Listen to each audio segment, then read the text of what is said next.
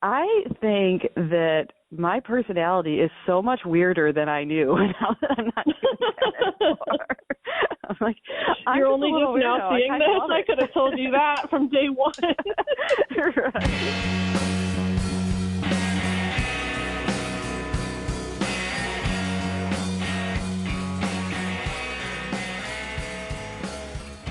Hello, friends, and welcome back to a long overdue episode of Pickles and Vodka, the mental health podcast where one co-host is in treatment and the other co-host is just doing the very best she can. I am, of course, the latter, Christina. Hey, y'all, what's up? I feel like it's been forever since I did this. Even now, this feels a little bit strange to me. But the fact is, I have been taking a lot of time to do the things that I feel like doing, and I haven't really felt like doing the podcast, to be completely honest. I mean, what it really is I haven't really had the words to express what's going on, what I'm going through in my brain. It's been a lot. And on top of everything else, we got a kitten last week. Fang is behind me scratching on the scratching post. That's just a taste of what my life has been like in the last week. We have a kitten. I guess I'll just tell the story as sort of an icebreaker. So my partner and I have been living in this new apartment together for about 7 months now. It's a huge apartment. I have 2 cats, of course, that I had before meeting him, but we had been talking about getting a third for a while because we have the space, we have the money, we don't have kids, we don't do a lot of expensive stuff. We just really wanted to get another kitten that's like just ours. And so last week, my sister Bonnie and I were out looking at animal shelters. I had asked my partner, hey, if I just came home with a kitten one day, would you be mad at me? And he was like, no, I wouldn't mind.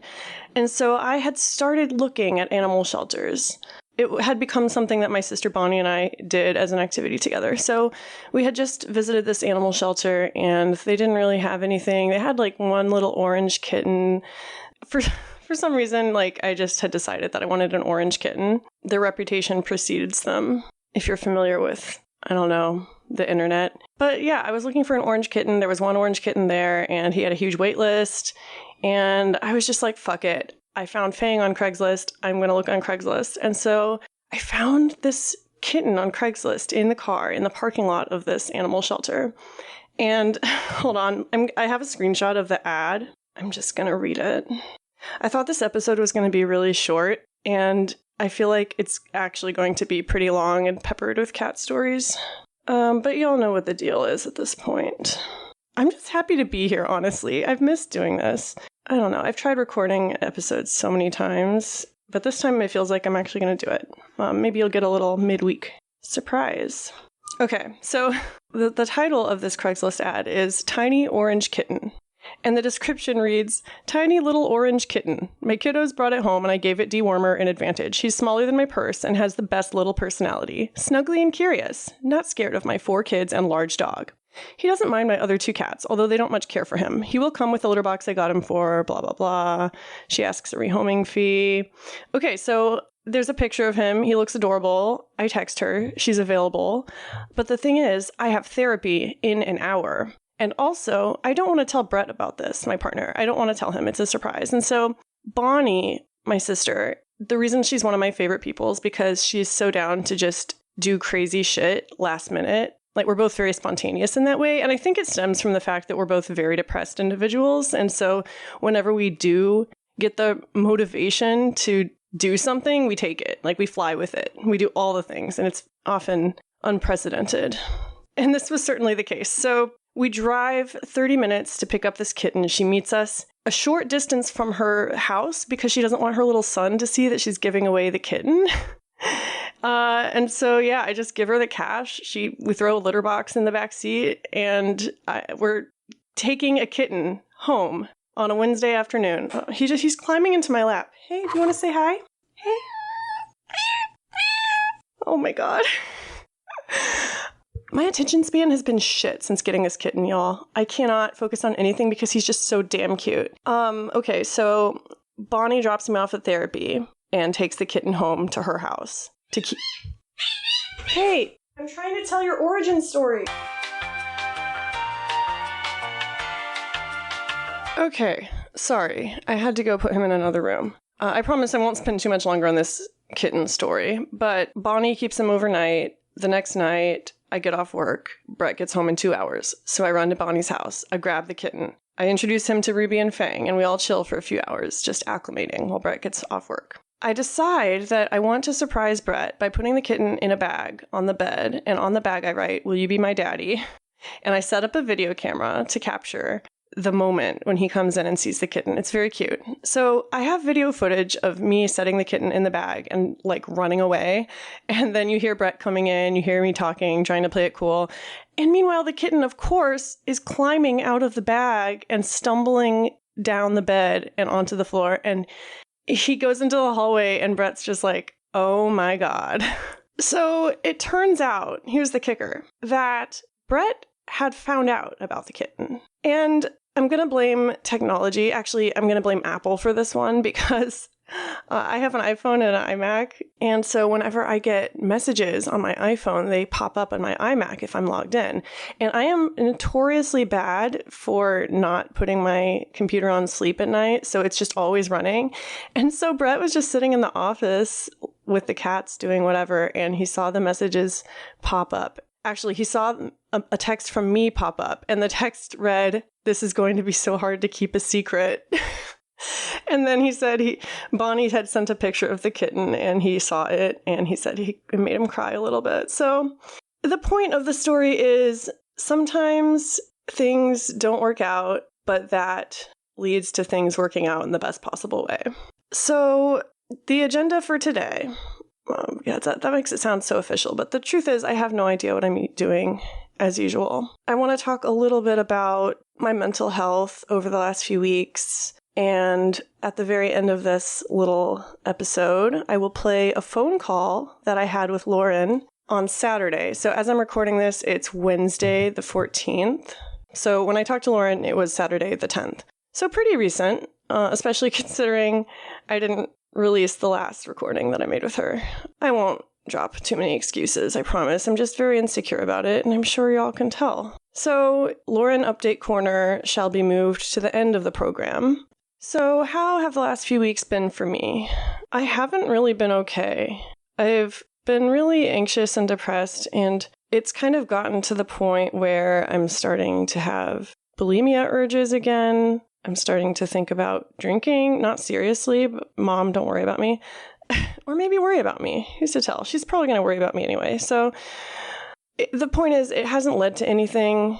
I'm still in recovery. I feel really good about that. But I noticed that the closer I get to growth, like the closer I get to reaching the next level in my journey of growth, if you will, the more I start to self-sabotage. And it's really sneaky. It's actually been pretty nice to have a break from the podcast. I've been pouring my energy into things that make me really uncomfortable. I went to this mutual aid meeting at a bookstore near my house and talked about harm reduction with some really cool individuals and might do some cool things with them in the future. And that was hard for me. I joked at the beginning of the meeting that I had saved up all my spoons to get there, and that was absolutely true. I don't know if I talked about it. Oh, I think I talked about it on the video that I posted to Instagram. I posted a video of myself talking about avoidance because in that moment and in many moments that followed, I was avoiding a lot of things, namely making an episode of the podcast. But in that video, I talked about going to this open mic writing event in my town with my sister. And it was really hard and scary, but honestly, I felt really invigorated afterwards. And I thought maybe I can do these kind of things after all. Like maybe I can envision a future in which I do these things regularly and form a community. Of course, I haven't gone back since then, but there's another one coming up this week that I'm going to go to. Might read some poetry there. So I'm doing things, but while I'm doing these things, while I'm dipping my toes into the water of real life, my brain somehow doesn't like that. My brain has been inventing ways for me to struggle. And part of me thinks like I'm just making it up because I like the drama and I don't know what to do with myself when my identity isn't tied to my mental illnesses. But I also recognize that that is me gaslighting myself, and that my mental illness hasn't gone away just because I'm getting better at masking and at forcing myself out of my comfort zone. It's still there. I mean, some days it feels more debilitating than most. Yesterday was Tuesday. I went to work, and the second I woke up, I just felt off. I try really hard not to live by how I feel when I wake up, because if I did that, then every day I would just be depressed as shit and do nothing, because when I wake up is the time that I'm often most anxious. So usually I try to push past it, but yesterday morning I just couldn't, and I got to work and I was just like almost to the point of dry heaving. I was so anxious. I was sweating. My heart was racing, and it sucked because there was truly nothing I could point to and say, this is why this is happening. I live a ridiculously charmed life by my past self standards. I won't list all the things that are going right with my life because you would get bored of that. But things are going really right in my life. And a lot of that is because of all the work I've done. A lot of it is just pure luck. And a lot of it is the support that I've had. Where was I going with this? It's just, I don't know what to do when these feelings hit. All I can do is wait for it to pass, hope that it passes. But what it does is come back, and often it comes back worse than before. I made an audio journal in my car on my lunch break yesterday, and I was saying, I don't want to do this for the rest of my life. I don't want to feel like this every day of every week for years, just hoping that things will change, but knowing that nothing will change if I don't do anything. But how can I do things if I feel this way? And it's just a really hard place to be in. My mom, the one and only Ginger Lou, who has appeared on this podcast multiple times, has a lot of shoulder pain right now. She has had to give up one of her only hobbies, jazzercise, because she's just in too much pain. Her physical therapist fired her because basically they said they couldn't do anything else for her. Like, she needs to get surgery or other treatments. And I was walking with her, and she said to me, I feel like I'm just going to be in pain for the rest of my life. And that made me really fucking sad because, I mean, I'm not the one in pain. I'm not her. So for me, it's easy to be like, oh, you should do this and this, and it'll be all better. Like, I want to fix things. I want to help other people with their problems. And it's really hard for me to sit back and realize that I can't fix the circumstances that led to that problem all the time. That person has agency of their own life, and ultimately all I can do is support them and try to help them get through this time. And because it's me, I like to make people laugh when they're going through times like that. So, we joked about it and stuff. But the reason I bring up that story is because I feel like when it comes to my own mental illnesses, I do feel like I am doomed to be in pain from them for the rest of my life. And so when I realized that, I felt a lot more empathy toward my mom, because we both might know that there's things we can do to get us out of this, but there's a lot of barriers preventing us from doing so. Like, maybe it's just the effort it takes to get help. Maybe it's cost. Maybe it's other barriers. Whatever it is, there's a lot of barriers, and we can't discount those barriers because that would be putting all the responsibility on us. We do have some responsibility. But I don't know. I thought I would share that story because I think I'm not alone when I feel helpless. The last episode I published, I talked a lot about helplessness. Shout out again to listener Orion for sending in that voicemail. It's nice to know that we're not alone in these feelings. All right, podcast over. You guys can go home now. What else? Oh, I hit my 4-year sober anniversary from alcohol a few weeks ago on May 29th. And the funny thing is, I didn't even realize until Tuesday. I didn't even realize until the day after what had occurred. And I don't know. I don't really know how I feel about it. In past years, of course, I've done things to commemorate the day, like writing essays, doing special podcast episodes. But this year, I just was like, okay, another year, I guess. Because it still doesn't really feel like an accomplishment to me in many ways. I've talked before on the podcast about how I don't really like the term sober because I still partake in substances and I still struggle with addiction, not even with substances, but just as an addict, I feel like I am finding new things to get addicted to all the time. When I eliminate one thing, I find another thing. And that's just my nature, at least for now. So I feel kind of like a fraud when I make a big deal out of celebrating 4 years sober from alcohol. Because a lot of the same issues still fucking persist. When I think back to that time in my life when I was drinking, it's like I am looking at another person, honestly. I feel like that was kind of a fever dream in my life, and it happened to someone else. And what am I supposed to do with that knowledge that I got through that and that I experienced that? Like, I don't know. I'm still figuring it out. I was watching Black Mirror yesterday with my partner, and this happens a lot when we're watching things. I'll realize that this is the first time that I have seen it sober, not drinking anyway. Because I used to watch a lot of shows. The times of my heaviest drinking coincided with times that I lived alone and or was single. And so I spent hours and hours just getting drunk and watching media. And a lot of them I don't remember. And so it's always a little treat when I get to watch something that I thought I'd seen before. And then halfway through, I'll notice things I didn't. And I'll be like, oh, I must have been drunk when I watched this last time. But we're watching Black Mirror. We watched the first episode, which, if you've never seen Black Mirror, it's basically a show about how fucked up technology is and how technology can feel like horror sometimes.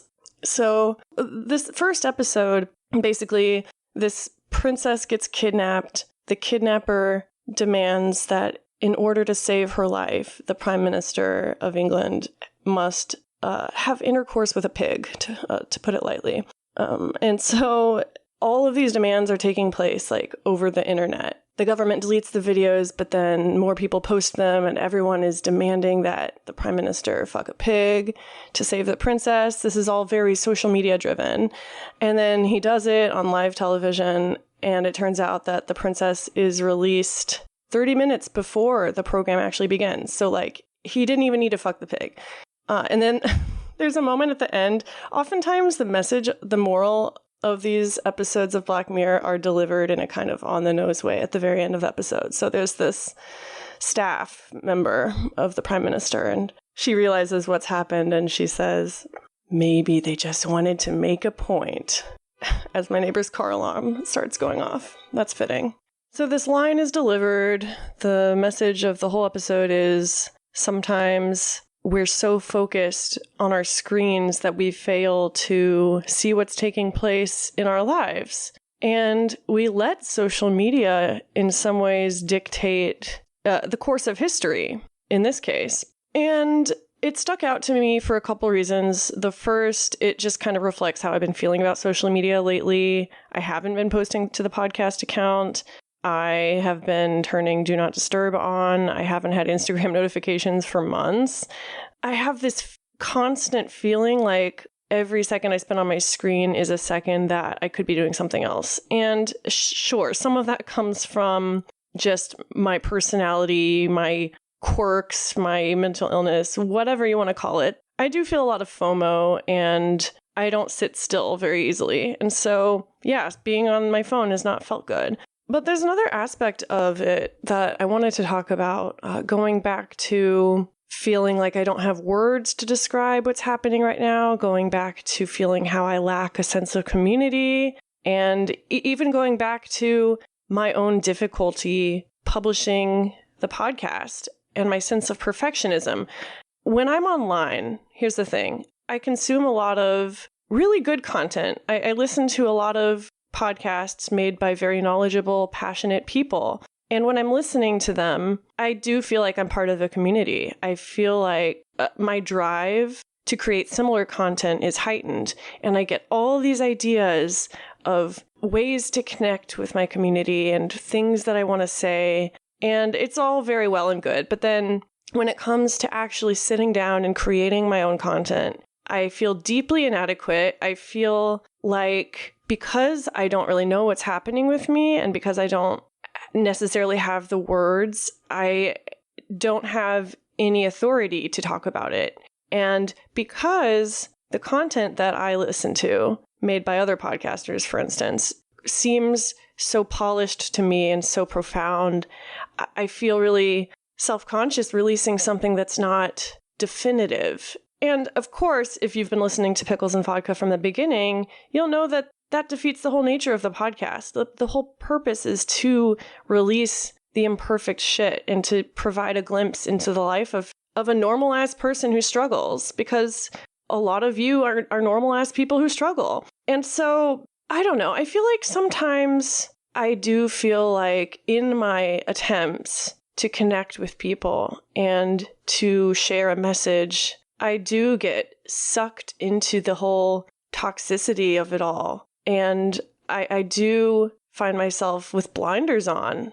You know, when you get sucked into your phone for hours and you just can't see anything else and the world seems to just envelop you, but also it feels like you're kind of stuck in this chamber with your own thoughts and the thoughts of millions of other people. And it's quite overwhelming. And so if I do that too often, if I sit there on my phone just doom scrolling and maybe listening to content that I enjoy, but that makes me feel inadequate, it puts me in a really poor headspace to make this podcast. And so I guess the reason that I'm telling you this is because I want to commit to only sharing myself on this platform when I do have something to say. I want to be more selective about what I'm saying on here, but also I want to tell you all that it's okay to show up and not be perfect. I mean, it's all a balancing act, right? Of showing up even when I don't feel like it, but also not forcing myself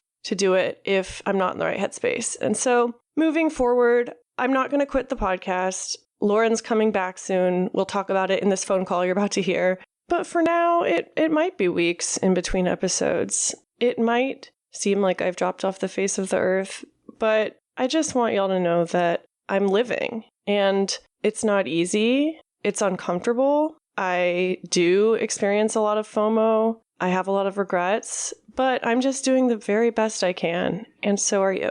I don't think there's anything else I have to talk about. And so I'm just going to play the phone call I had with Lauren on Saturday.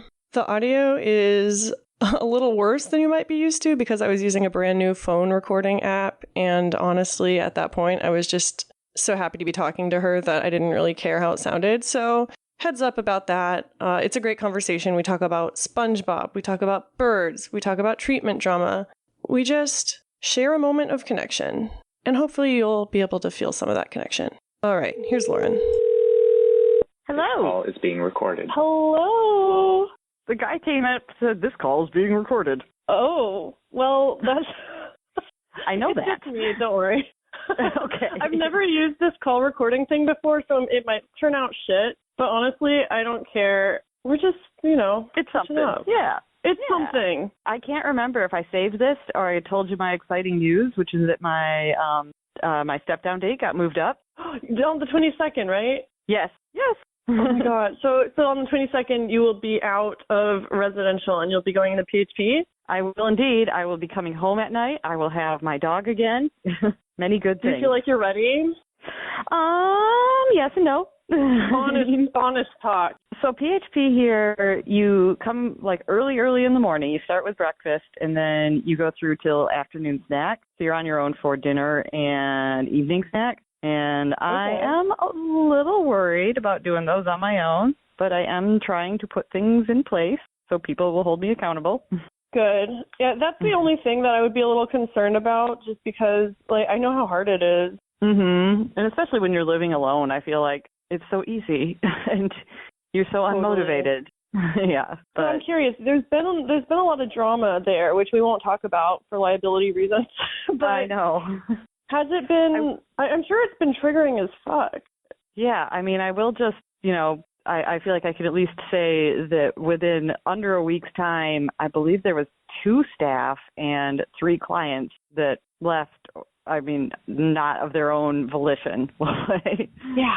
Which is fucking insane because I was telling you over text that I've been in treatment multiple times over the years and that's never happened. And it's happened to you within weeks. Yeah, like one after another. And I think at that point, we're the ones that were left, we're all starting to just feel like, wow, so, like any step out of line and we could just be gone.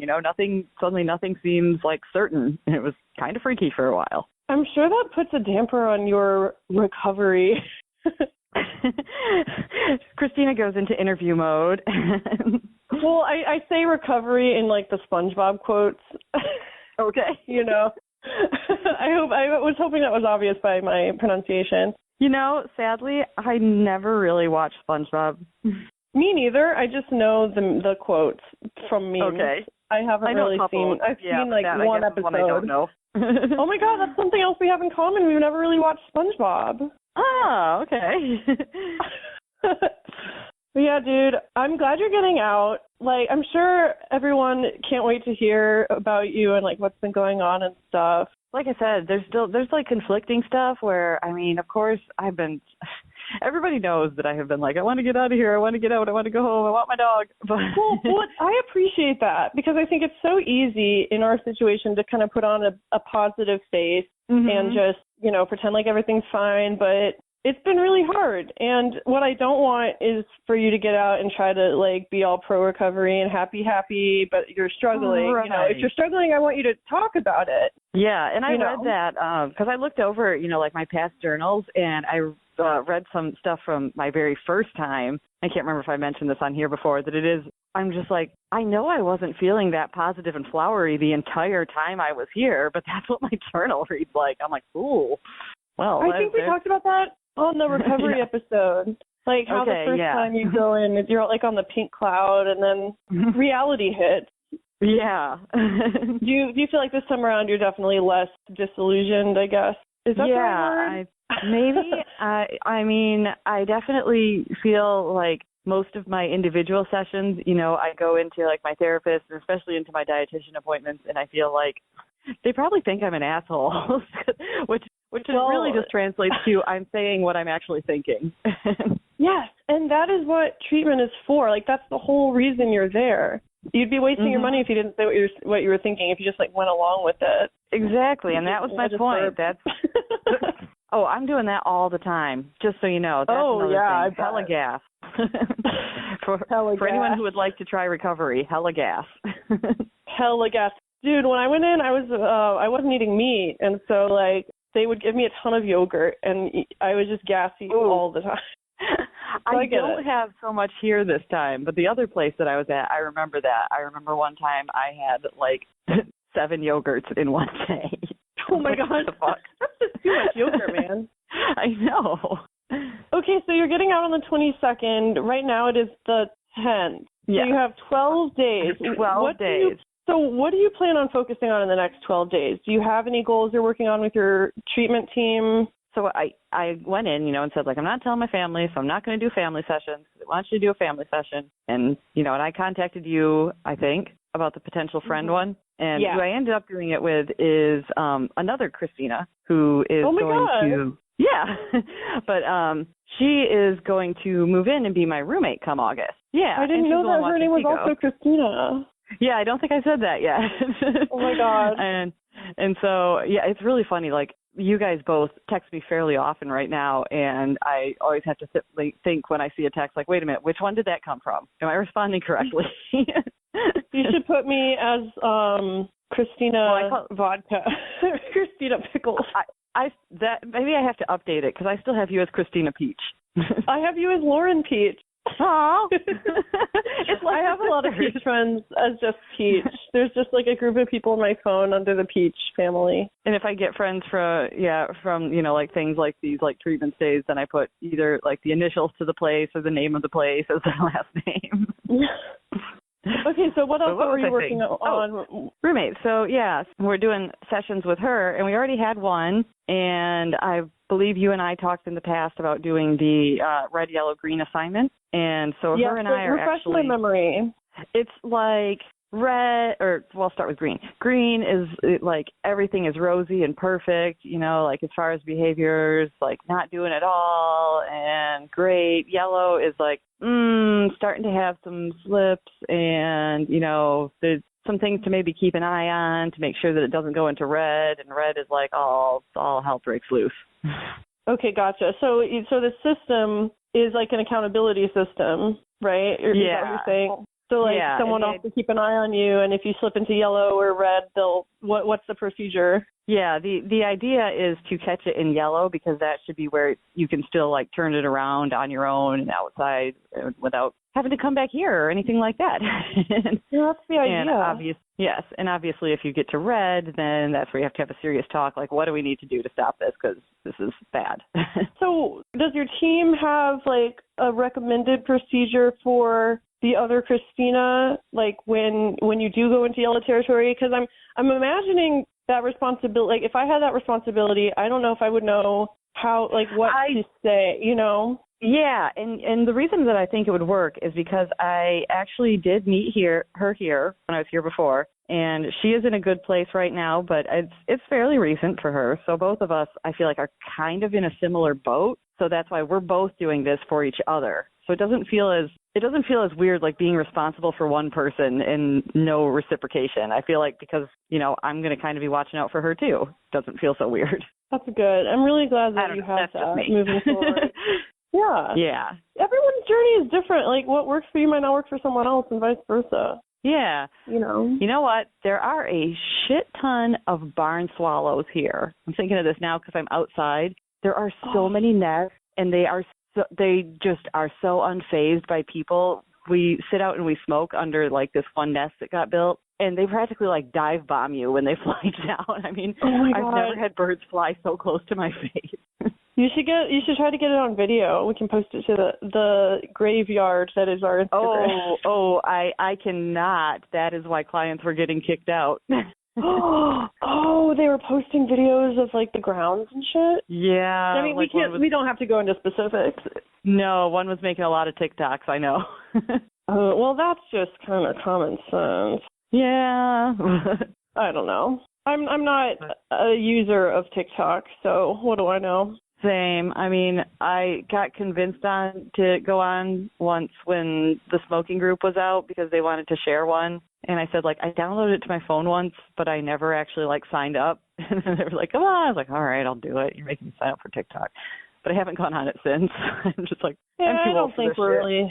Exactly. That's how I feel. I feel like I'm fighting against the tide when I try to get on there. See, like a bird just, like, swooped by my head again. Oh, my God. It is like living in the Birds, the movie.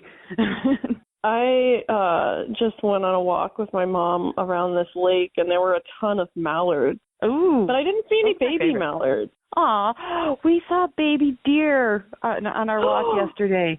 It was the tiniest baby deer I've ever seen. Oh, my God. So little. Yes, I wanted to pick him up and take him home. Here's a question. Do you feel like since you've been there and you've been, you know, getting more nutrition and getting all that stuff stabilized, do you feel like you're able to appreciate other things more or, like, engage in other areas of your life that you hadn't been able to focus on before? So one thing I have noticed is because something else that I was doing a lot when I started here because I tend to, like, go on excessively long walks. Or I did before going in. And so I actually, having nothing else to do it with, I was counting steps in my head. Yeah. And I kind of admitted to that and had people, like, help keep me accountable. And so I haven't done that for the past 2 days. And that's what I told my therapist after the first day. I was just like, I think that my personality is so much weirder than I knew. Now that I'm not doing that anymore. I'm like, you're only just now seeing this. I could have told you that from day one. Right. No, I think that's beautiful. It's like, that's when I was first in recovery. I also had a moment where I was like, oh, I have a really fun, quirky personality that I've been suppressing, and now it's coming out. Like, I'm kind of an oddball, and I think I love it. Exactly. Well, I love it. I think that's why we work so well together, because we're both kind of oddballs, just getting our way through life and talking about it on the internet. Yep. Speaking of which, pay attention to us. I've been thinking about stuff we can do for the podcast when you get back. Cool. Yeah. I've asked some people here if they want to be interviewed. Oh, thank God. Because I have not had much luck in that department. It's hard by myself, and so I've kind of just been not worrying about it, full disclosure. Mm-hmm. I actually asked the weekend therapist that comes in on Saturday to run. I mean, she comes in other days, too. She's just the only one here on Saturdays, which is very nice, because a lot of times you don't get that kind of staff. And I asked her. You asked her to be I was like, do you want to be a guest? And she was like, yeah. And then she's like, I don't think that I can do that. And I was like, yeah, probably not. That's a power move, though.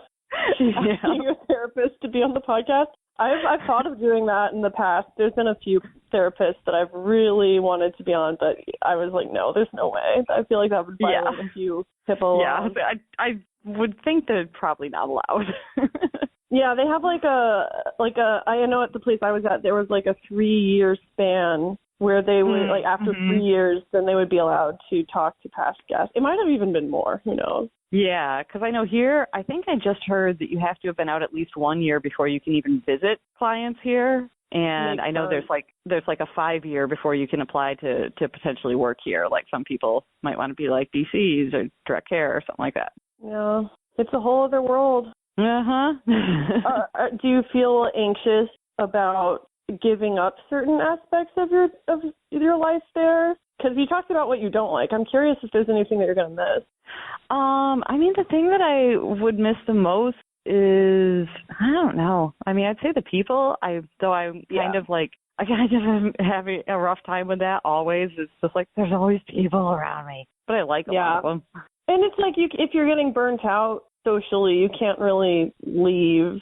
And I'm assuming you can't close the door to your room, and you have a roommate, right? I have 2 roommates right now. I have a room with 4 beds total. Oh my God, yeah. So that's even less privacy if you need to take a break. Plus, they have changed those rules as well. Like before, I think rooms used to open at 7 at night. Now they don't open until 9 at night. So pretty much you just like get your meds and I read a little bit and go to bed. That is so That's my time in my room. I know. I want to start winding down at 7:30. Exactly. That's what I feel like they used to open them. Yeah, like right after dinner. It was like 7 or so. And now I'm like, you make us wait so long. I saw that you got to see Pico on video for the first time since your stay. I did, for a tiny bit. He was not cooperating for his mama. He just wanted to sit on my friend's lap, apparently, so she'd have to lift him up or bring her phone down to be like, here he is. Oh, he's going to be happy. Very excited. Again, though. Oh, my gosh, yes. And what about Meatball? How's he doing? He seems to be good. I think I told you last time because, like Vicky is watching him and her husband came over and now calls him Meep Meep. Oh, yeah. I forget what we said on the last call because, of course, I didn't release it. I had it all edited and then it's been a disaster. Aww. It's been self-sabotage central. But everyone understands. There's so little pressure. I just love our community so much. Mm-hmm. And I've got so many people coming up. There was a girl last night that because I've mentioned this a few times, and she's like, I listened to one of your podcasts last night. She's like, I really liked it. So, oh, my God. I was like, oh, wow, you actually did that. Whoa. Thank you. I'm really impressed when people do that. Yeah. I'm saying this to her. I don't know if she's listening, but if you are, thank you so much. Yes, to Client KM. Client KM, you're a real one. That's what we always have to do now here. It's like if somebody leaves, you have to be like former client initials. Oh my God. We would make up code names for people that had left. Oh, that's more fun. I wish we did that. Maybe I should introduce that. I think they called me Collage. Because I would just make so many collages. It wasn't very creative, but I like it. What would your code name be? What are you known for there? Playing the piano. They have a baby grand piano, and I've been playing it. Shut up. Shut the fuck up. I'm so jealous. Mm-hmm. Oh my God, really Lauren, I've been playing piano almost every day, and I think of you every time. Oh. It's not a baby grand, but it's so therapeutic. No. It is, and that's what I found. That's why I like to play a few things. I feel like either right after breakfast or right after morning snack. Like that seems to be the time where I'm just kind of like, you know what? I need to de-stress or whatever, and usually a lot of other people need to as well. So I love that. I wish more treatment centers had access to musical instruments.